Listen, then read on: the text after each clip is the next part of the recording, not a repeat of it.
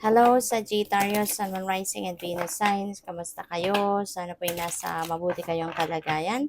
Welcome back po sa Star Tarot. At kung bago kayo rito, welcome din po kayo. Please subscribe, like, share my videos, and leave me a comment kung nakaresonate po kayo. Thank you. So, first card ni Sagittarius, surrender the idea you can fix someone. Sabi dito, it's time for a relationship to shift. It doesn't work to try to fix someone. Each person must be accountable for his or her own healing. That's true. Diba? Kasi even though makita mo yung kunyari, yung person mo, 'di ba? Sinasabihan mo or ina-advisean mo na ganito ganyan dapat ang gawin, baguhin ang kung ano man, sa sarili niya. O pwedeng gagawin din niya yun, pero it's just very temporary, you know. He or she may listen to you, pero it's only for quite some time lang, 'di ba? Tapos babalik pa rin 'yan sa dati unless na talagang ginusto niya, yung kusa niya 'yun, yung ginusto niya talaga, desidido siya na baguhin ang ways niya, yung ganyan. So, but otherwise, no, talagang wala. Kaya you'd rather surrender, no?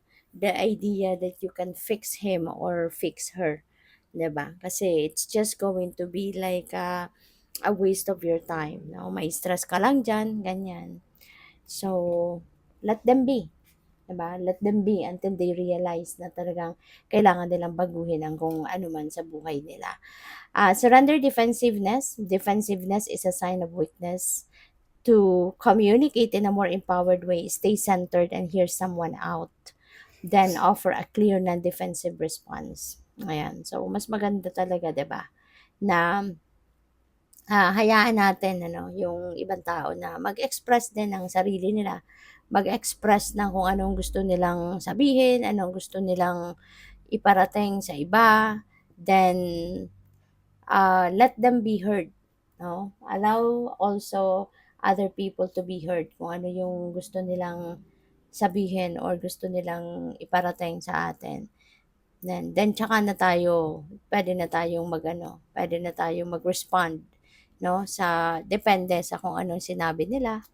So we have surrender to what is, flow with what is instead of fighting it. When you can change a situation, compassionately accepting it exactly as it is will bring you peace. That's very true. Kasi kung ipagpipilitan mo lang, 'di ba, kung ano yung gusto mo, ipagpipilitan mong baguhin ang sitwasyon according to your will, according to your plans, 'di ba, to your ideas. And maaaring yan talaga ay makakasira lang nito, maaaring yan ay mas makakapagpa-stress lang sa'yo kasi may mga bagay na beyond our control, eh. May mga bagay na hindi natin makokontrol kaya kahit anong pilit natin, kahit anong insist natin na gusto natin, mas lalo lang tayo makakasira. So, it will just stress you out, 'di ba? So, tignan natin kung ano pa ang ganap. And by the way, maraming salamat, no, for subscribing. And if you haven't subscribed yet, subscribe na kayo. And also, maraming salamat din for not skipping the ads.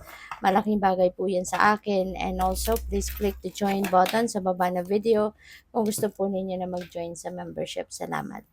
Uncored relationships, let go now. Forgiveness is freedom. That's very true. Kasi if kung alam mo naman na yung relationship na kinabibilangan mo is stressing you out, kung ang relationship na kinabibilangan mo punong-puno ng toxicity, 'di ba? Hindi ka na rin masaya. Napakabigat na ng pakiramdam mo, 'di ba? Then why would you stay? 'Di ba? Kaya ito 'yun, sabi dito, uncored relationships 'yun ang dapat na gawin na. 'Di ba? Let go now kasi you deserve better. You deserve to be happy. Alright? So, kung yan ay toxic na, 'di ba? Release it. Release it kasi maninega ka lang yan. Mababalot ka lang ng negativity. So, what else? We have listen to your heart, awaken psychic abilities, and tune into the infinite. Ayan. So, pakinggan mo yung puso mo. It's about time na din, no, to awaken your psychic abilities. Maaari na yung third eye ninyo ngayon, nararamdaman ninyo nagbubukas na to, yung clairvoyance mo, yung clairsentience mo, claircognizance, 'di ba? Maaring nararamdaman ninyo na lumalakas na sila, nabubuhay na, kumbaga. So, embrace it. No, embrace it. Awaken that psychic abilities kasi maaaring ito na yung time na kailangan mo nang i-embrace ang mga ito.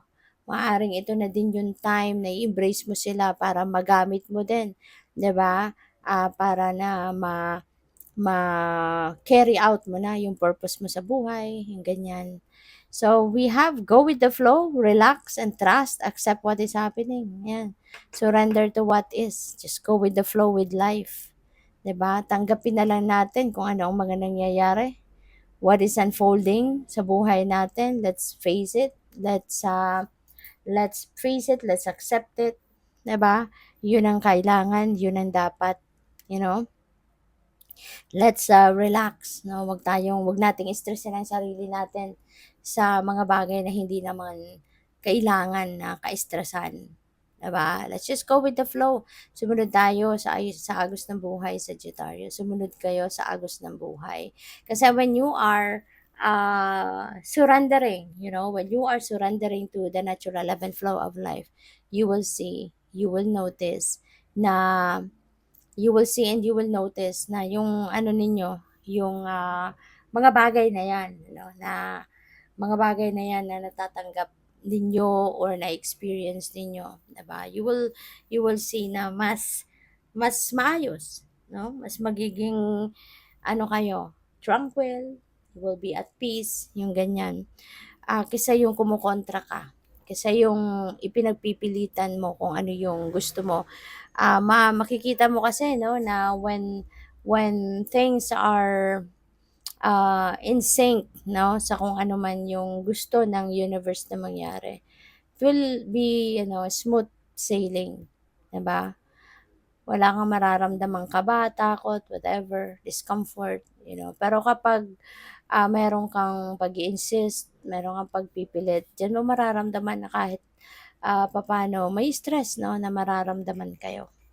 So we have Cosmic Pearl, expand your psychic gifts, open the gate to the angelic realm. So siguro ngayon, 'di ba, dito you're going to awaken your psychic abilities. Ngayon naman, sabi dito, expand your psychic gifts.